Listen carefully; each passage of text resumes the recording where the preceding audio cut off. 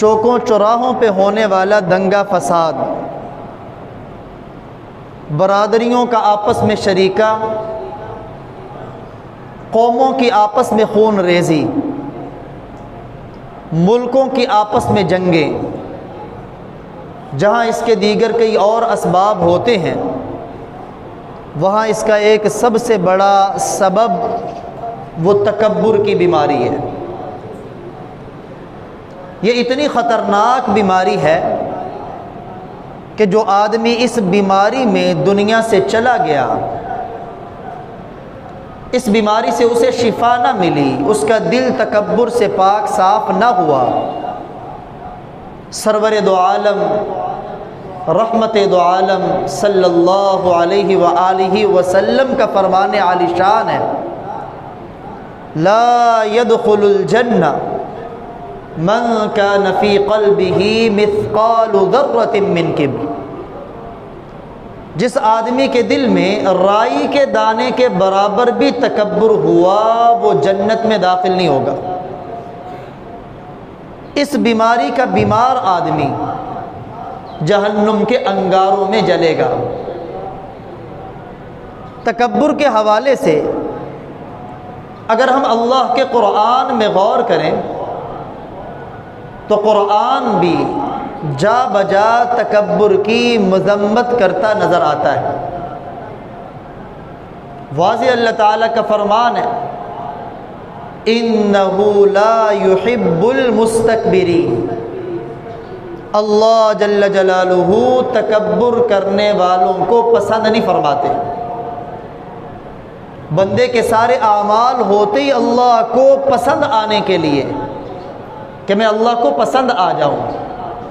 جس شخص میں تکبر کی بیماری ہوگی، چاہے اس کے پاس دیگر کئی اعمال اچھے ہوں، اس بیماری کی وجہ سے وہ اللہ کی نظروں سے ہمیشہ گرا رہے گا۔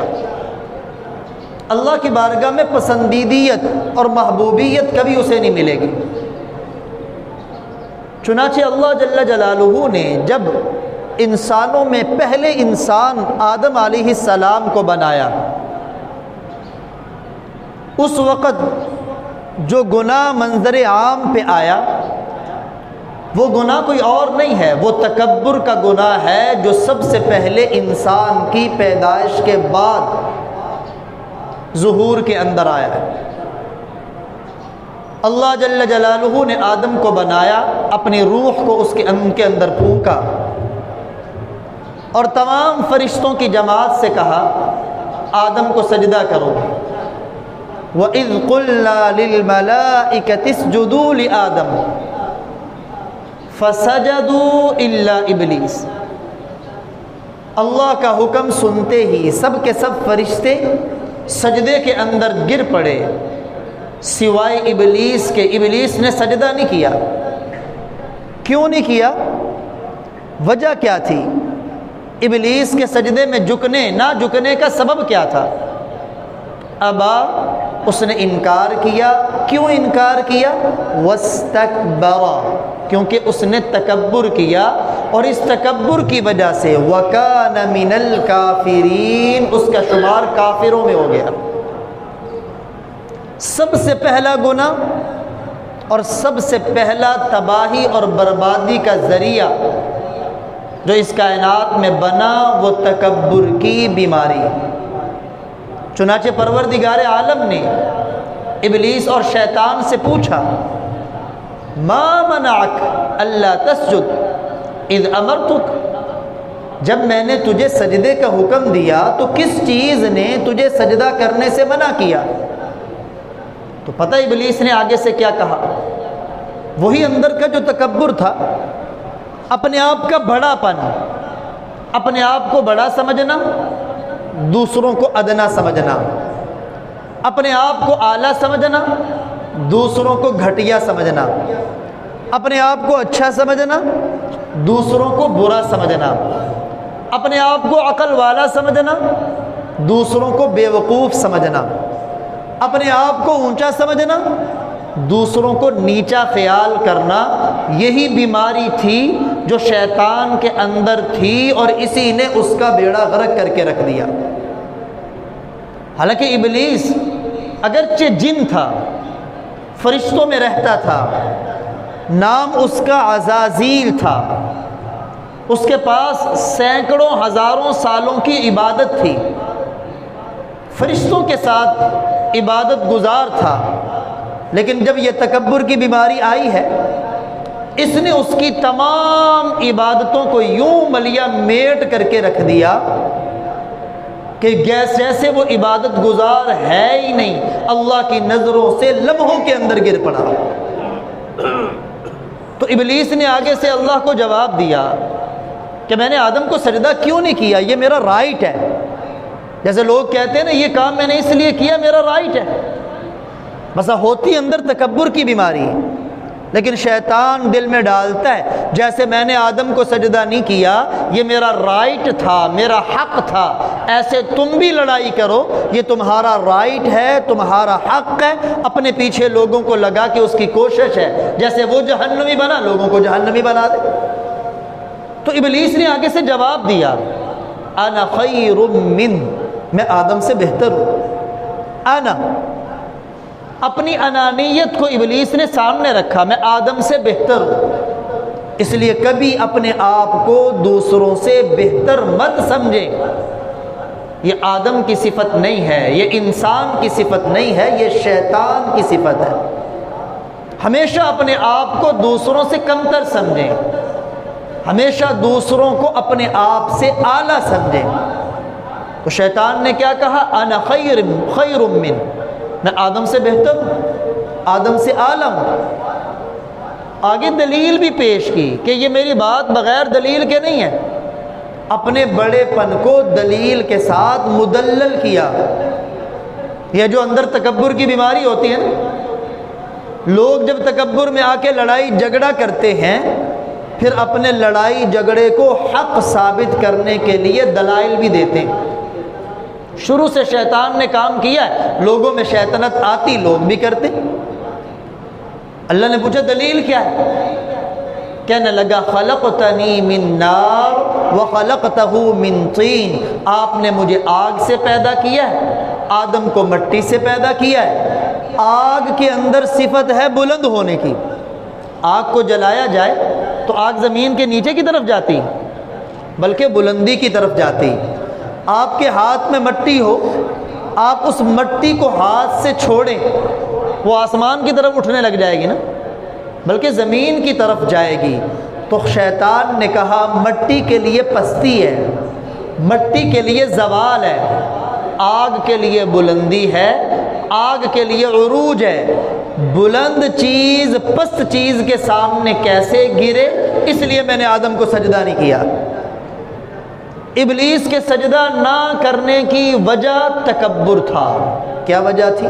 تکبر۔ اس لیے کسی نے کیا خوب کہا، تکبر عزازیل را خار کردن، بزندان لعنت گرفتار کردن۔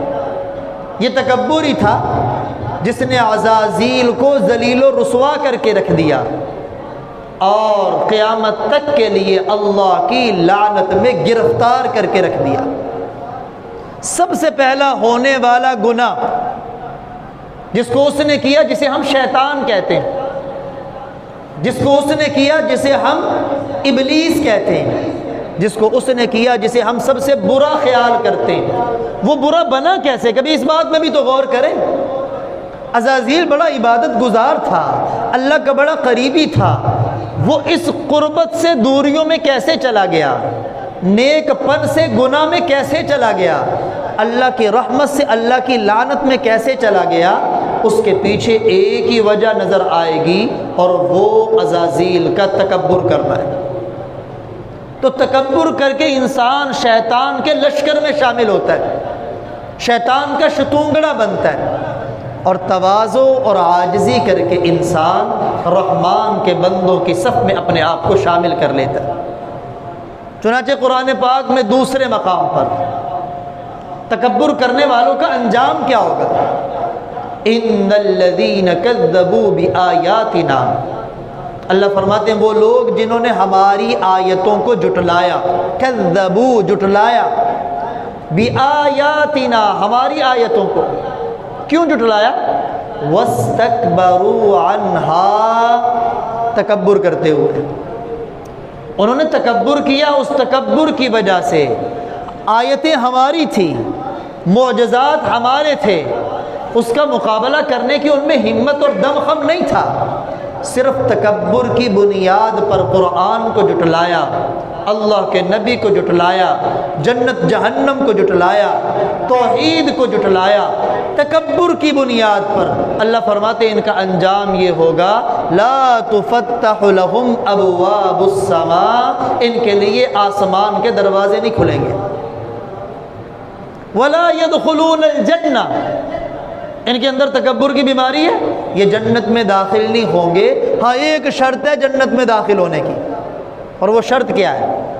حتی یلج الجمل فی سم الخیاط، سوئی ہے، سوئی کا سوراخ ہے، جب ایک اونٹ سوئی کے سوراخ سے داخل ہو کے نکلے گا تب یہ لوگ جنت میں داخل ہوں گے، نہ اونٹ سوئی کے سوراخ سے نکل سکے گا اور نہ ان لوگوں کے لیے جنت کے دروازے کھلیں گے۔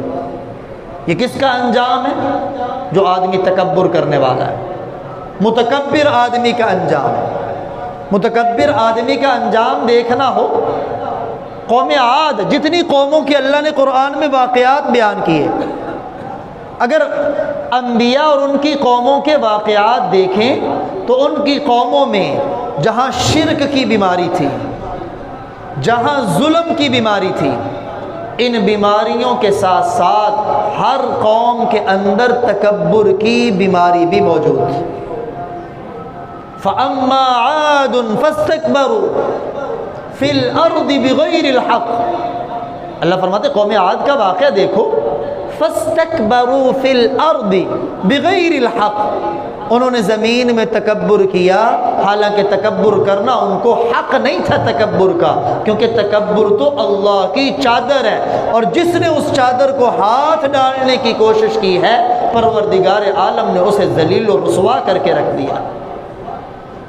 اور تکبر کے مقابلے میں عاجزی، تواضع، من تواضع للہ، بس اوقات لوگ سمجھتے ہیں جی میں ٹیپ ٹاپ سے رہوں، میرا نام ہو، میرا نمود ہو، میری شہرت ہو، میرا دبدبہ ہو، میرا روب ہو، لوگوں کو پتہ چلے فلاں چودھری صاحب آئے، لوگوں کو پتہ چلے فلاں وڈیرا آیا، یہ اندر تکبر کی بیماری ہے۔ یاد رکھیں آپ کے سامنے لوگ آپ کے روب اور ظلم کی وجہ سے ہو سکتا ہے عزت کریں، لیکن آپ کی غیر موجودگی میں جتنی وہ آپ کو گالیاں دیتے ہوں گے اس کا تصور بھی نہیں۔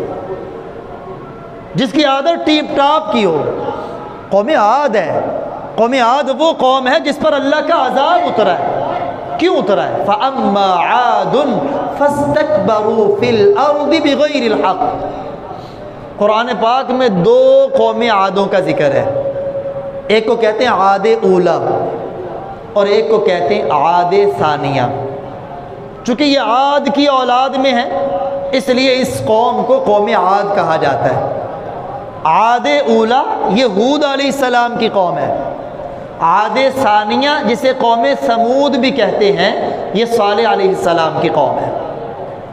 دونوں قوموں میں تکبر تھا، دونوں قومیں اللہ کی عذاب کی حقدار ہوئی اور دونوں قوموں کا زمین سے نام و نشان مٹا کے رکھ دیا گیا۔ اب قوم عاد کیوں تباہ ہوئی؟ اللہ کا قرآن کہتا ہے فَأَمَّا عَادٌ فَاسْتَكْبَرُوا فِي الْأَرْضِ بِغَيْرِ الْحَقِّ، یہ جو قوم عاد تھی انہوں نے زمین میں تکبر کیا، ناحق، حق نہیں تھا تکبر کرنے کا۔ وَقَالُوا مَنْ أَشَدُّ مِنَّا قُوَّةً، ان کی زبان پہ یہ الفاظ تھے ہم سے زیادہ طاقتور کون ہے، ہم سے زیادہ قوت والا کون، ہم سے زیادہ اپروچ والا کون، قوت والا کون۔ یعنی اللہ تعالیٰ نے ان کو طاقت دی تھی، اس میں کوئی شک نہیں، اللہ کی طاقت تھی، لمبے لمبے قد، بہت طاقت اور قوت، بلکہ کتابوں میں آتا ہے ان کا ایک فرد کھجور کے تنے کو ہاتھ ڈال کے یوں جھٹکا دے کے کھجور کے تنے کو جڑوں سمیت زمین سے اکھاڑ دیتا تھا۔ اندازہ کریں کھجور کی جڑیں کتنی گہرائی میں ہوتی، لیکن پیچھے کیا تھا؟ اس طاقت پہ گھمنڈ، اس طاقت پہ تکبر، اور کہا کرتے تھے ہم سے زیادہ بڑا طاقتور کوئی ہے؟ اللہ تعالیٰ نے جواب دیا اچھا مجھ سے پوچھتے تم سے زیادہ طاقتور کون ہے؟ اولم یروا ان اللہ الذی خلقہم هو اشد منہم قوہ، کیا انہیں پتہ نہیں جس ذات نے ان کو پیدا کیا ہے وہ ذات ان سے بھی زیادہ طاقتور ہے۔ اب قوم عاد نے تکبر کیا، فَأَرْسَلْنَا عَلَيْهِمْ رِيحًا، پروردگار عالم فرماتے میں نے آندھی کا عذاب بھیجا، 7 لیال و 8 ایام، 7 راتیں 8 دن آندھی ان پہ چلتی رہی، جن کو اپنی طاقت پہ ناز تھا، اپنی قوت پہ ناز تھا، پروردگار عالم نے پروانوں کی طرح ہوا میں اڑایا، اڑا کے آپس میں ٹکرایا، ٹکرا کے زمین پہ گرایا، اور گرا کے فرمایا فَكَأَنَّهُمْ أَعْجَازُ نَخْلٍ خَاوِيَةٍ، اب دیکھ لو یہ زمین پہ کھجور کے تنوں کی طرح پڑے ہوئے۔ تکبر تھا، تکبر نے قوم عاد کا بیڑا غرق کر دیا، یہ اللہ کا قرآن بتا رہا ہے۔ اس کے بعد قوم سمود آئی، صالح علیہ السلام کی قوم، اللہ تعالیٰ نے انہیں عقل دی، انجینئرنگ کا شعبہ، پہاڑوں کو تراش کر اپنے گھر بنانا، یہ قوم عاد کو اللہ تعالیٰ نے مہارت دی، عقل کا اعلیٰ درجہ دیا، صلاحیت اعلیٰ درجے کی دی، لیکن ان کی صلاحیت نے ان کو تکبر میں مبتلا کر دیا، پہاڑوں کو تراش کے گھر بناتے تھے۔ اس تکبر پر صالح علیہ السلام نے دعوت دی، اللہ کا نبی بن کے آیا ہوں، اللہ کا پیغام لے کے آیا ہوں، مجھے نبی مانو، اللہ کی توحید کو مانو، بتوں کی بت پرستی کو چھوڑ دو، دنیا بھی بن جائے گی، آخرت بھی بن جائے گی۔ کہنے لگے صالح یہ جنہوں نے تیری بات مانی ہے نا، ہماری قوم میں سب سے کمزور ترین طبقہ ہے، ہمارا نوکر طبقہ ہے، خادم طبقہ ہے، ان کے پاس عقل اتنی نہیں ہے، اگر عقل ان کے پاس زیادہ ہوتی تو یہ تیری بات کبھی نہ مانتے، دیکھو سرداروں نے تو تمہیں مانا نہیں۔ ہر نبی کی قوم میں سرداروں نے نبوت کا انکار کیا، الا ماشاء اللہ جنہوں نے کلمہ پڑھا ہو۔ یہ سرداروں نے جو نبوت کا انکار کیا، پیچھے وجہ کیا تھی؟ سرداری، چودراہٹ، بڑا پن، یہ تکبر ہی تھا جو نبی کی نبوت پر ایمان لانے سے رکاوٹ بنتا تھا۔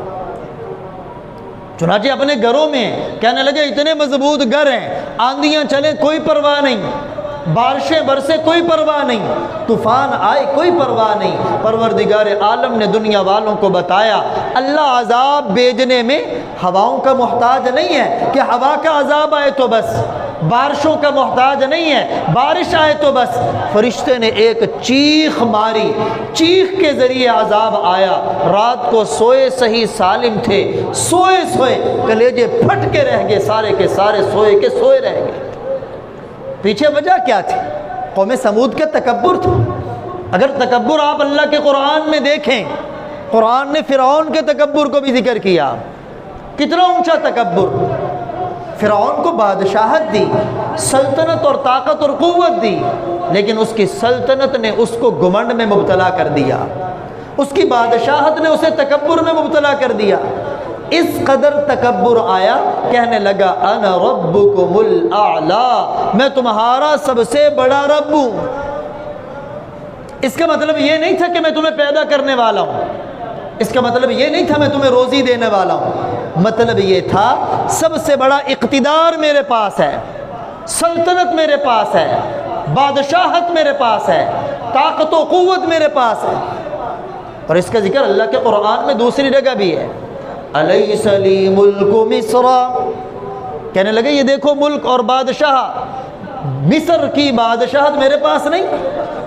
وَهَذِهِ الْأَنْهَارُ تَجْرِي مِن تَحْتِي، بہتا ہوا دریائے نیل، بہتی ہوئی نہریں میرے تخت کے نیچے سے بہ رہی، میرے محل کے نیچے سے بہ رہی۔ دریاؤں پہ میرا قبضہ، نہروں پہ میرا قبضہ، ملک پہ میرا قبضہ، اس لیے اقتدار کا مالک میں ہوں، میری مانو، میرے سوا کسی اور کی نہ مانو۔ یہ بادشاہ جب کسی کے پاس آتی ہے نا عہدہ اور سلطنت، کوئی وزیر بن جاتا ہے، اس کی وزارت اسے گھمنڈ میں مبتلا کر دیتی۔ پرویز مشرف کو بھی دنیا نے دیکھا ہوگا کہ جب وہ لال مسجد پہ چڑھا تو کہنے لگا میں ایسی جگہ سے تمہیں ہٹ کروں گا تمہیں پتہ بھی نہیں چلے گا۔ بتاؤ جب قدرت کی پکڑ آئی اس کا کیا حشر ہوا، ختم ہو گیا پرویز مشرف۔ امریکہ کئی ممالک کو لے کے آیا، اسے بھی گھمنڈ تھا اپنے اسلحہ پر، اپنی ٹیکنالوجی پر، اپنی قوت پر، اپنی طاقت پر۔ آیا تھا افغانستان میں، مجھے بتاؤ کیوں آیا تھا؟ کیا افغانستان نے اس کے ملک پہ حملہ کیا تھا؟ کیا افغانستان نے اس کی بادشاہت کو چیلنج کیا تھا؟ ان بیچاروں کا ایک قصور تھا کہ انہوں نے کہا تھا کتاب ہماری قرآن ہے، نظام ہمارا اسلام ہے، ہم نظام مصطفیٰ کو اپنے ملک پہ نافذ کرنے والے، اسلام اپنے ملک پہ نافذ کیا۔ کافر کو بستا ہوا اسلام اچھا نہیں لگا۔ ایک ملک نہیں، 52 ملکوں کی فوجیں، کئی دہائی ملکوں کی فوجیں لے کر، ٹیکنالوجی لے کر، قوت لے کر ان مسکینوں پہ آ کے حملہ کیا۔ کئی سال ان کے اوپر خون کی ہولی برسائی، لیکن جب اللہ کی پکڑ آئی بھیک مانگتے ہوئے ان کے ملک سے نکل آئے۔ اللہ تعالیٰ تکبر کو برداشت نہیں کرتے۔ تکبر کرنے والا کافر ہو اللہ کو تب برداشت نہیں، تکبر کرنے والا مسلمان ہو اللہ کو تب برداشت۔ دیکھ رہے نمرود نے بھی تکبر کیا تھا، ابراہیم علیہ السلام کی قوم کا تھا نا، بادشاہ تھا۔ ابراہیم علیہ السلام بھی بڑے عظیم پیغمبر، جس گھر میں آنکھ کھولی والد خود ہاتھوں سے بت بنانے والا، جس بستی میں آنکھ کھولی ساری بستی بتوں کی پجاری، جس مملکت میں آنکھ کھولی وقت کا بادشاہ بتوں کا پجاری۔ تنہ تنہا ابراہیم، گھر بھی مخالف، قوم بھی مخالف، بستی بھی مخالف، وقت کا بادشاہ بھی مخالف۔ نمرود بھی کہا کرتا تھا میں تمہارا بڑا رب ہوں، مجھے سجدہ کرو۔ پروردگار عالم نے دنیا والوں کو بتا دیا ایک لنگڑا مچھر، کوئی بڑی مخلوق نہیں، کوئی بڑا جانور نہیں، ایک مچھر، کمزور سی مخلوق، لنگڑا مچھر اس کے ناک کے ذریعے دماغ میں گیا، ساری اس کے تکبر کو نکال کے پھینک دیا۔ وہی نمرود جو اپنے دربار میں داخل ہونے والوں کو کہا کرتا تھا پہلے سلام بعد میں سجدہ پہلے کرو، اللہ نے ایسی گھت بنائی۔ وہی نمرود اپنے دربار میں آنے والوں کو کہتا ہے پہلے سر پہ چھتر مارو پھر میرے دربار میں بیٹھو۔ یہ ہے اللہ۔ اللہ جب کسی کو پکڑتا ہے وَإِنَّ كَيْدِي مَتِينٌ، اللہ فرماتے میری پکڑ اتنی سخت ہے پھر میری پکڑ سے کوئی چھڑانے والا نہیں ہوتا۔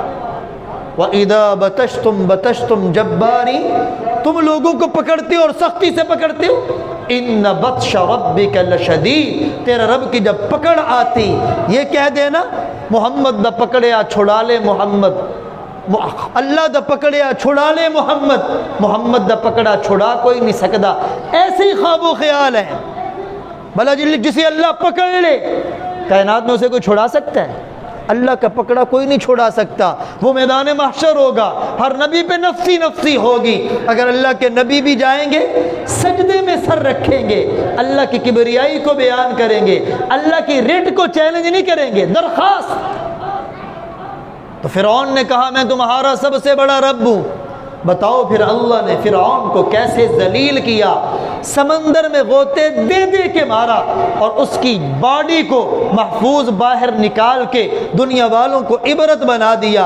اسے دیکھ لو اے بادشاہو، کہیں تمہارا اقتدار تمہیں اللہ کا باغی نہ بنا دے، اے وزیروں کہیں تمہاری وزارت تمہیں اللہ کا باغی نہ بنا دے، تم اسمبلی میں بیٹھ کے کہیں اللہ کے حکم کو چیلنج نہ کرنے لگ جاؤ، اللہ کے قانون کو چیلنج نہ کرنے لگ جاؤ۔ نمرود نے چیلنج کیا، رب نے لنگڑے مچھر سے مروایا۔ اگر فرعون نے چیلنج کیا، پروردگار عالم نے غوطے دے دے کر دنیا کے لیے عبرت بنا دیا۔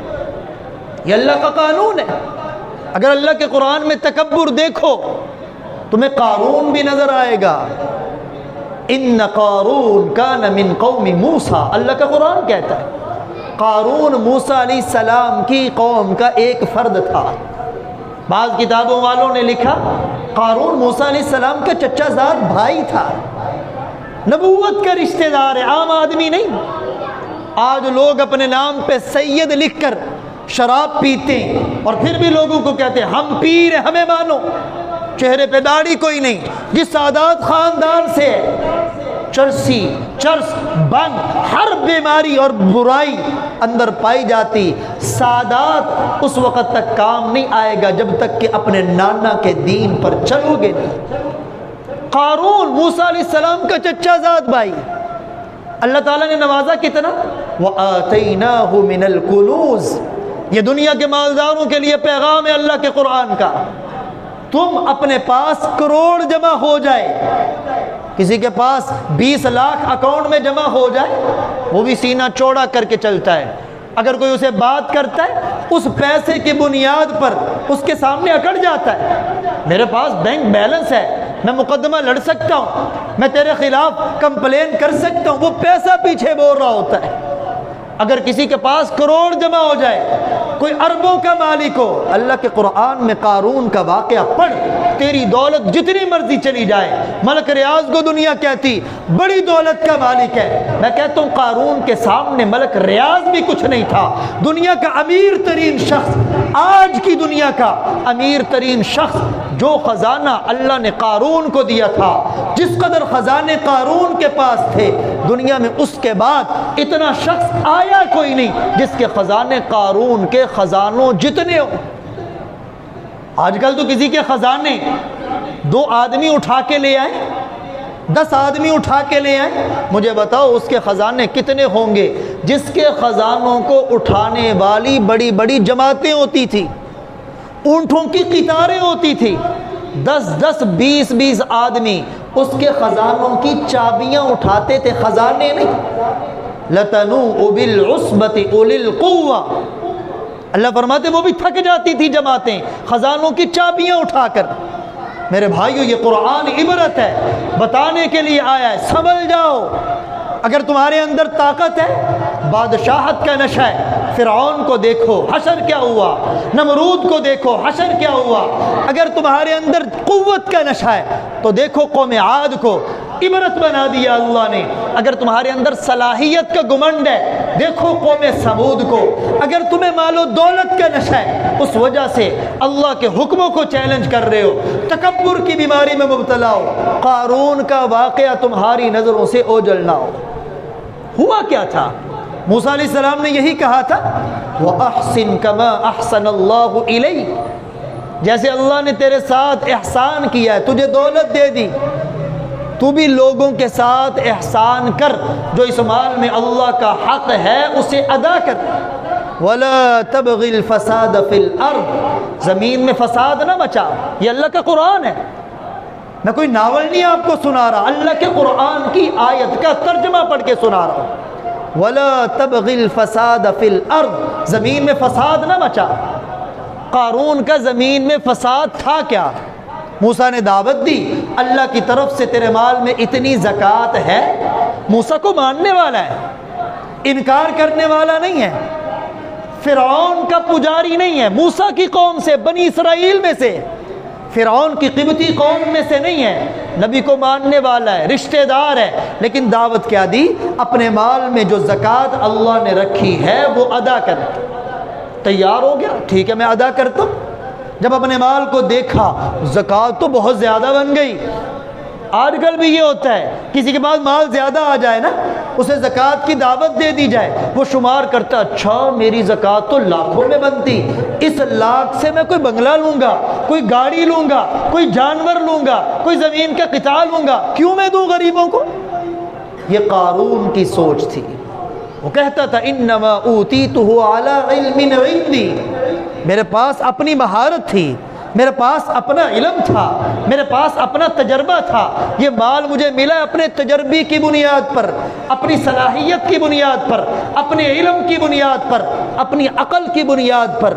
اب جب اس نے زکوٰۃ کا مال زیادہ بڑھتا دیکھا، اس نے کہا موسیٰ تو مجھے بار بار کہہ رہے ہیں۔ موسیٰ علیہ السلام کے مخالف ہو گیا، اور مخالفت میں اتنا آگے بڑھا، جب انسان میں تکبر آتا ہے نا، یہ تکبر علم کا بھی ہوتا ہے کہ کوئی آدمی کہتا ہے جی مجھ سے بڑا عالم کوئی نہیں، یہ تکبر حسن کا بھی ہوتا ہے، یہ مجھ سے زیادہ حسین کوئی نہیں۔ یہ تکبر عقل کا بھی ہوتا ہے، یہ مجھ سے زیادہ عقل مند کوئی نہیں۔ یہ تکبر مال کا بھی ہوتا ہے، یہ مجھ سے زیادہ مالدار کوئی نہیں۔ یہ تکبر زمین کا بھی ہوتا ہے، یہ مجھ سے زیادہ زمین کسی کی نہیں۔ یہ تکبر کاروبار کا بھی ہوتا ہے، یہ مجھ سے بڑا کاروبار کسی کا نہیں۔ یہ تکبر اولاد کا بھی ہوتا ہے، یہ مجھ سے زیادہ اولاد کسی کی نہیں۔ یہ تکبر ہر شعبے میں آتا ہے، جس شعبے میں کوئی آدمی تکبر میں مبتلا ہوتا ہے، یاد رکھو پروردگار عالم اسے ذلیل و رسوا کر کے رکھ دیتا ہے۔ الکبریاء ردائی، حدیث قدسی اللہ کا فرمان، تکبر میری چادر ہے، جس نے میری اس چادر کو ہاتھ ڈالا، اللہ فرماتے ہیں کسی مولوی کی بات نہیں، میں اسے ذلیل و رسوا کر کے رکھ دیتا ہوں۔